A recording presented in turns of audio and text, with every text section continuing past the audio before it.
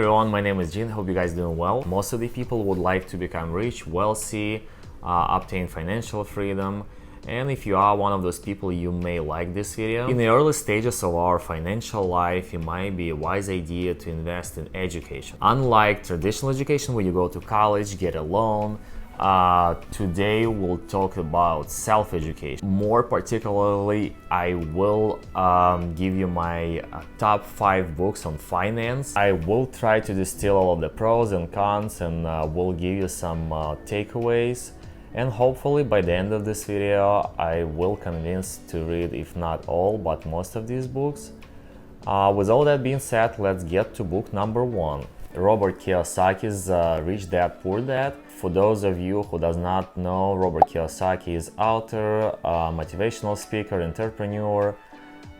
This book tells you a story ostensibly based on Kiyosaki's life, who's been educated by his 2 fathers. His rich dad, purportedly his friend's father, who's never even finished the high school, but through savvy investing and entrepreneurship become one of the richest men in Hawaii. And his poor father, who's been highly educated, been working hard all of his life, but could not get a financial security. Kiyosaki explained difference between assets and liabilities. One of the main takeaways that rich people tend to buy income-producing assets, poor buy liabilities, and the middle class buy liabilities that they think there are assets. So the people think that their house is their asset, which in fact is one of the biggest liabilities. Some of the chapters has been dedicated to education, where Kiyosaki explained that the power of education and that money actually comes and go,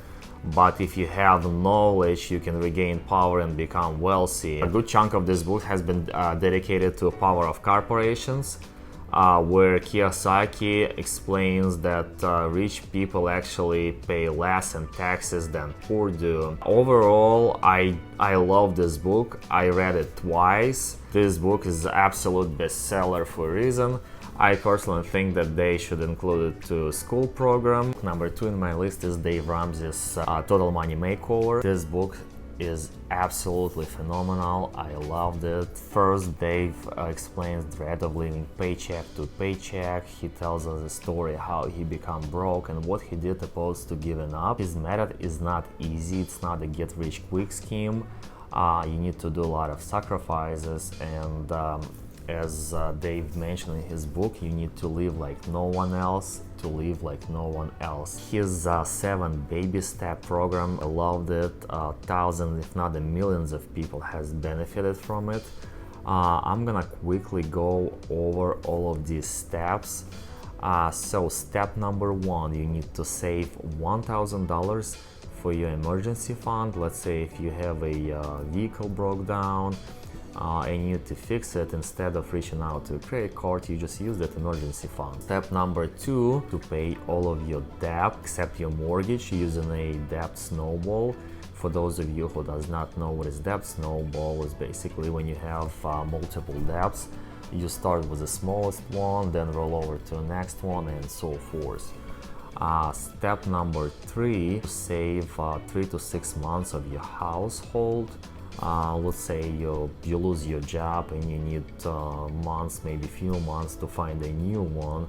Instead of getting into debt, you just use that emergency fund. Step number 4, you need to save 15% of your household towards your retirement. Step number 5 is you need to save for your college fund if you have a kids. If you don't, then that does not apply to you. Step number 6 is to pay your home early, and step number 6 is just to become wealthy. Book number 3 in my list is Richest Man in Babylon by George S. Clason.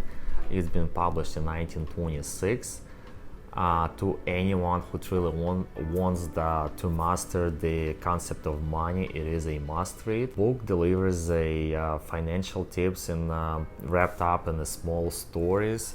So if you don't want to read the whole book, you just read a portion of it and still get the same idea.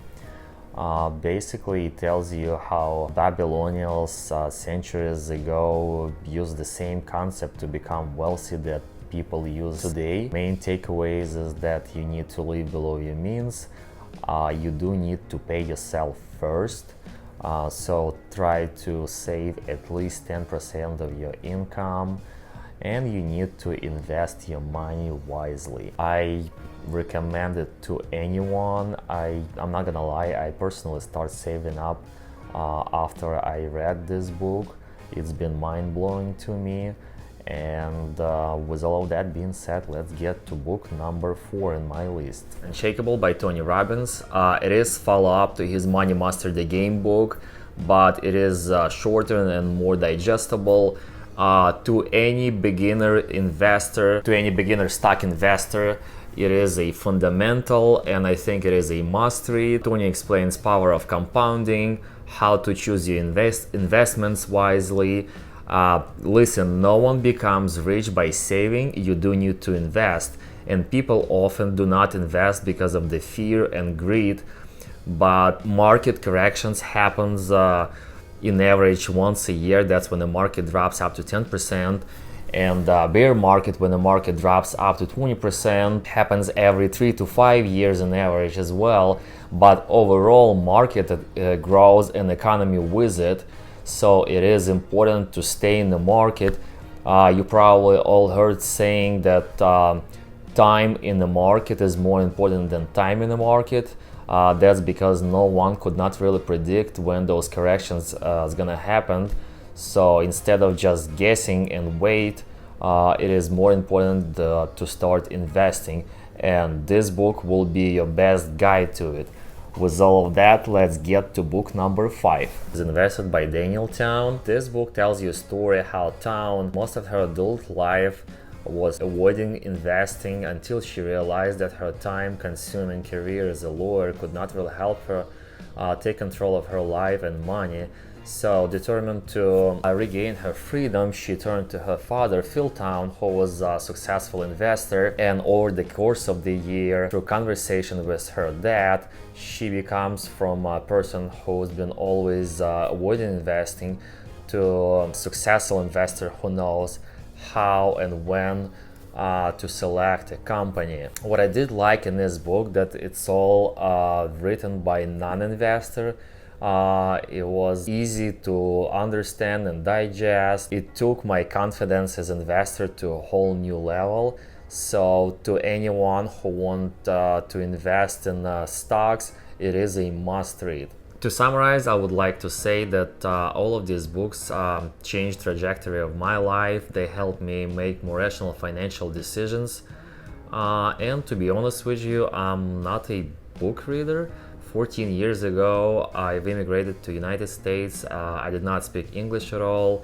I did not attend school, nor did I have a job that helped me support my language skills somehow, but still it was easy to read and understand, so you can do it as well.